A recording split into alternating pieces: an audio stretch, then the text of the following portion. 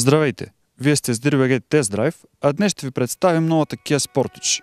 Версията, която ще тестваме, се задвижва от 2-литров 4-цилиндров турбодизел двигател с мощност от 185 конски сили и 400 Нм въртящ момент.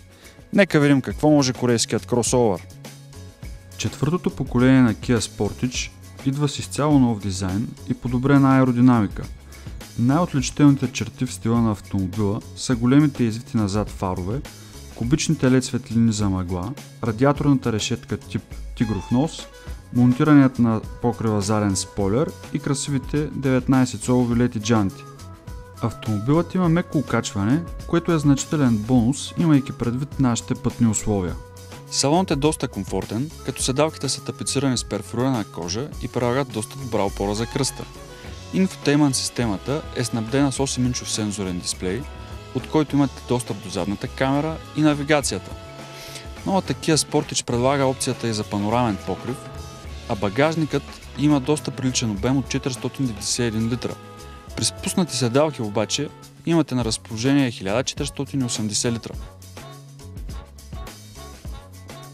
Дори базовите версии на новата Kia Sportage идват с системи за подгряване на седалките, таванна конзола с отделение за очила, двузонов климатроник с ионизатор за въздуха и множество системи за сигурност, като асистент за потегляне по наклон, круиз контрол, парктроник и автоматични фарове и чистачки. По-върховите нива на оборудване предлагат система за следене на мъртвата точка, система за разпознаване на пътните знаци и следене на пътното платно, старт-стоп система и безключово запалване. Двигателната гама на новата Kia Sportage включва 6 мотора, 2 бензинови и 4 дизелови. Входящите версии са с задвижване на предната ос, но по-голямата част от гамата е снабдена с система за перманентно 4x4 задвижване.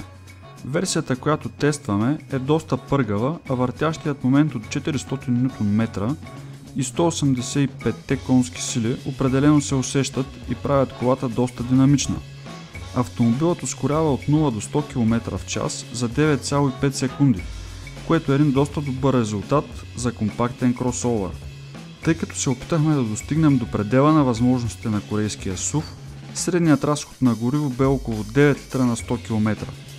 Ако кракът ви не е толкова тежък и поддържате по-ниски обороти, разходът би бил малко над 6 литра на 100 км. Останахме изключително доволни от стабилността на колата, а заключващият се централен диференциал гарантира, че комбинацията от резки завой и хлъзгава настилка е напълно безопасна.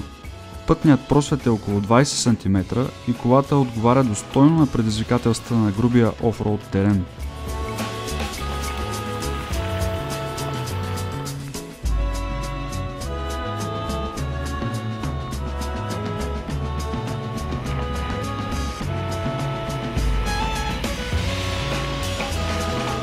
Kia дава 7 годишна гаранция за автомобила, а ценовата му листа започва от около 37 000 лева. За тази сума получавате един стилен и комфортен кросовър, който не се плаши от черните пътища, но не е алчен за гориво.